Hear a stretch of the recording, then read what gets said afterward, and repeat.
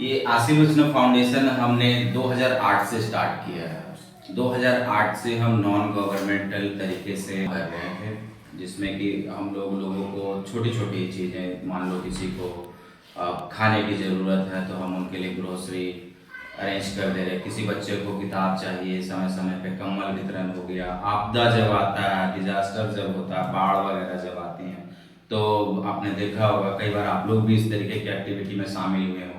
तो ये सारी चीज़ें हम लोग कर रहे थे ड्यूरिंग कोविड। जब ये कोविड हो रहा था, कोविड का पीरियड था, तो उस टाइम पे लोग जहाँ तहाँ फंस चुके थे, लॉकडाउन हो गया था और जो जहाँ थे वहीं पे फंस गए थे। उसमें बहुत सारे ऐसे मजदूर वर्ग के भी लोग थे जो कि बाहर बाहर दिल्ली, मुंबई, है ना, जो मेट्रो सिटीज़ हैं वहाँ फंसे हुए थे। वहाँ से यहाँ तक आने के लिए इनके पास में बहुत ज़्यादा कुछ या तो पैसे नहीं थे या फिर कोई संसाधन नहीं था। तो उस टाइम में हम लोगों को लगा कि हमें एक मजबूत तरीके से और रजिस्टर्ड तरीके से लोगों की मदद करनी चाहिए। तो हमने 2021 में अपना एनजीओ को रजिस्टर्ड किया। हम वर्किंग 2008 से हैं, बट 2021 से हम लोग इसे सर कौन सा एक्ट के तहत रजिस्टर्ड है एनजीओ? सेक्शन 8 कंपनीज एक्ट के थ्रू ये हमारा रजिस्टर्ड है। Sir main areas of operation क्या है? मेन एरियाज ऑफ ऑपरेशन है, आप स्वास्थ्य, शिक्षा, रोजगार, इन सब चीज़ों पे आप मेन फोकस्ड एरिया है जिन पे आपका बेसिकली आशीर्वचनम फाउंडेशन जो है, हम लोग 8 स्टेट में काम कर रहे हैं। बिहार, झारखंड, उड़ीसा, छत्तीसगढ़, यूपी, दिल्ली, उत्तराखंड। हमारी ऑब्जेक्टिव आशीर्वचनम फाउंडेशन की जो है, हम लोग स्किल बेस्ड एजुकेशन को प्रमोट कर रहे हैं, क्योंकि आज के टाइम में आप लोग सब जानते हैं कि कंप्यूटर एजुकेशन कितना जरूरी हो गया है। हम स्किल बेस्ड एजुकेशन को, उसके लिए हम लोग NIST प्रोग्राम भी चला रहे हैं। और अब तक हमने आप इस चीज़ को नोट डाउन भी कीजिएगा कि अब तक हमने पूरे भारत में 80,000 से ज़्यादा बच्चों को, और झारखंड में, इस झारखंड, जमशेदपुर, पूर्वी पश्चिमी सिंहभूम में 8,000 से ज़्यादा बच्चों को ट्रेंड किया है डिफरेंट कोर्सेस में। प्राइमरी बेनिफिशियरी है कि आप चिल्ड्रन को ही? हाँ, हम लोग चिल्ड्रन के लिए और सेकेंडरी जो है ट्रांसजेंडर्स के लिए भी वर्क करते हैं। सर प्रोग्राम जो कनेक्ट होते हैं वो वीकली होते हैं या फिर मंथली, कैसे कनेक्ट होते हैं? प्रोग्राम जो है कि देखिए, 3 तरह के प्रोग्राम बेसिकली हम लोग चलाते हैं, है ना। ईयरली प्रोग्राम, मंथली प्रोग्राम और वीकली प्रोग्राम।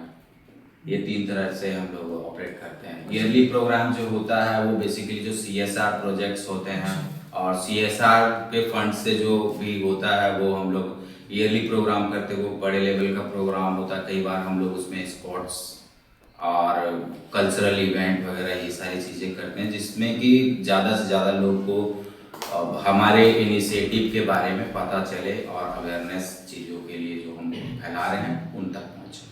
जैसे कि ये कम्युनिटी एंगेजमेंट आप लोग करते हैं, तो फिर कुछ चैलेंजेस तो आते होंगे आप लोग को, तो वो सबको कैसा ओवरकम करते हैं? देखिए, चैलेंजेस तो बहुत आते हैं। जब भी अगर आप किसी ऑर्गेनाइजेशन के साथ, या वो नॉन प्रॉफिटेबल हो या प्रॉफिटेबल ऑर्गेनाइजेशन हो, अगर आप फील्ड वर्क में जा रहे हैं तो चैलेंजेस तो बहुत आने वाले हैं, है ना। अभी आप लोग स्टूडेंट हैं, अभी स्टूडेंट लाइफ से जब आप लोग पास होकर के अपने करियर में आगे बढ़ेंगे, जॉब लाइफ में आएंगे या बिजनेस करेंगे, कुछ लोग आप में से, तो बहुत सारी चैलेंजेस फेस करने पड़ते हैं। उसी तरह हमें भी बहुत सारे चैलेंजेस फेस करनी पड़ती है। सबसे बड़ा मेजर जो प्रॉब्लम हम किसी भी संस्था को फेस करना होता है वो होता है फाइनेंशियल प्रॉब्लम, है। उनके पास सारी चीज़ें होने के बावजूद, लोग होने के बावजूद भी कई बार बजट के लिए चीज़ों को आगे नहीं बढ़ा पाते हैं। तो आप बोले कि प्रोग्राम चला रहे हैं, तो वो तो रोज नहीं चलते हैं, नहीं, तो डेली एक्टिविटीज क्या रहते हैं आप लोग के?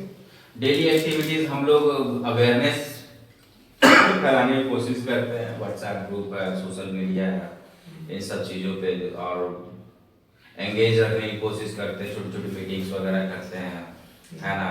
अब तो ऑनलाइन भी चीज़ें आ गई हैं कि अगर आप फिजिकली प्रेजेंट नहीं होते हैं तो आप ऑनलाइन मीटिंग वगैरह कर लेते हैं, और उस तरीके से भी आप अपने जो डेली रूटीन है उसको आप चालू रखते हैं।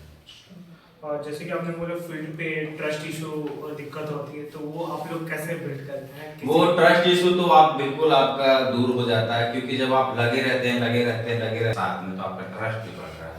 आप पुराने होते जा रहे हो, 1 साल 2 साल 3 साल 4 साल 5 साल 6 साल, तो जैसे जैसे आप पुराने होते चले जाते हो, आपका ट्रस्ट इशू जो है वो खत्म हो जाता है, लोग आप पे विश्वास करने लगते हैं, और मिरेकल होता है, लोग खुद जुड़ते हैं आकर के। जो लोग आपको स्टार्टिंग में मना करेंगे कि हमें जुड़ना नहीं है, आप लोग अच्छा नहीं कर रहे, या किसी तरीके से वो लोग खुद जुड़ना चाहते हैं। सर CSR फंडिंग आपको कौन कौन सा कंपनी से मिला? CSR के लिए जो भी कंपनी लेवल हो। आपने कहा फाइनेंशियल ट्रांसपेरेंसी, तो आप फाइनेंशियल ट्रांसपेरेंसी दिखाते 1 साल में या फिर 2 या 3 साल कैसे? ईयरली हम लोग ऑडिट रिपोर्ट होता है, तो इशू करते हैं पब्लिक के लिए।